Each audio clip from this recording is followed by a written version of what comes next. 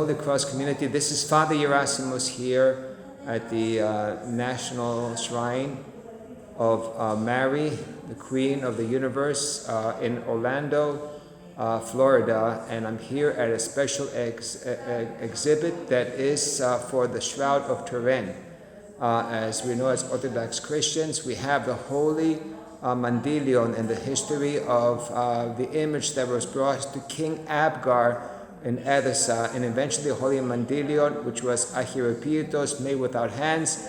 Eventually, from Edessa, it went to Constantinople, and most likely the Holy Mandilion, the image, was taken by the Crusaders, and it was brought to Italy, France, and then Italy, and now it is known as the Shroud of Turin.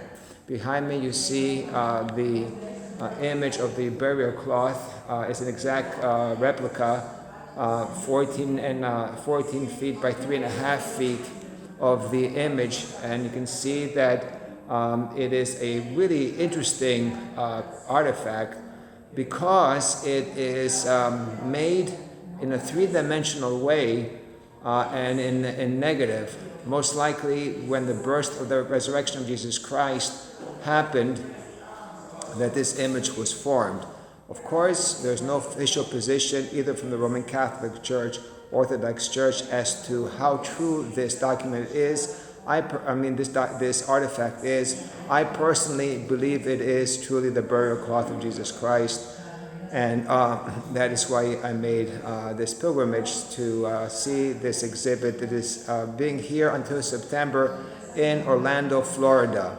My good people, you know, when the disciples, after the resurrection of Jesus Christ, the disciples all doubted the resurrection. And in fact, we know that Thomas himself said, "I will not believe until I put my hands into the marks of the nails and my hand into his side." And therefore, he wanted physical proof of the existence of God and Jesus Christ's resurrection, the things that we know. And Jesus Christ did not deny Thomas of actually putting his hand into the wounds of the nail marks and the hand in the side. But he says, "Come and put your hand and touch." And he says to Thomas, he said to him, and believe and do not be faithless or doubting. But he also went on and says, "Blessed are those who believe and have not seen." Well, my good people, possibly the Shroud of Turin is exactly what Jesus Christ did also. Scientific proof of the validity that Jesus Christ did die and rose from the dead. I truly believe that this is a beautiful image and artifact that we need to look into a little bit more deeper, my good people. But the bottom line is that even though I believe science proves the fact of Jesus Christ, many times you've heard me give videos about the exactness of nature and how all the details of nature and of life can only happen by a creator. The same thing, but many people who are scientists do not believe in the creator. And when Jesus Christ was around, Jesus Christ performed many miracles. But on the other hand, also many people who saw the miracles did not believe.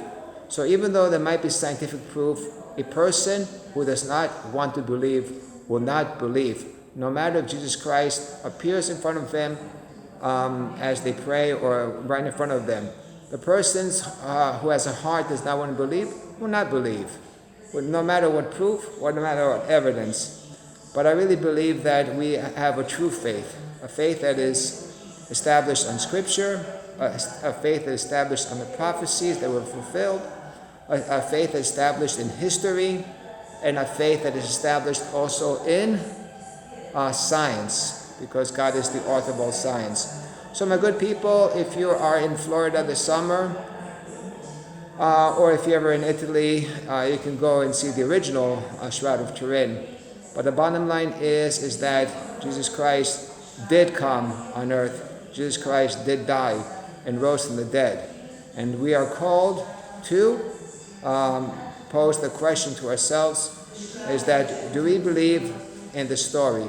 And if we do believe in the resurrection of Jesus Christ and that he did rise from the dead, then we cannot be like some Greeks who say, "Ke pios ita pnalo cosmo," who came from the other place to tell us.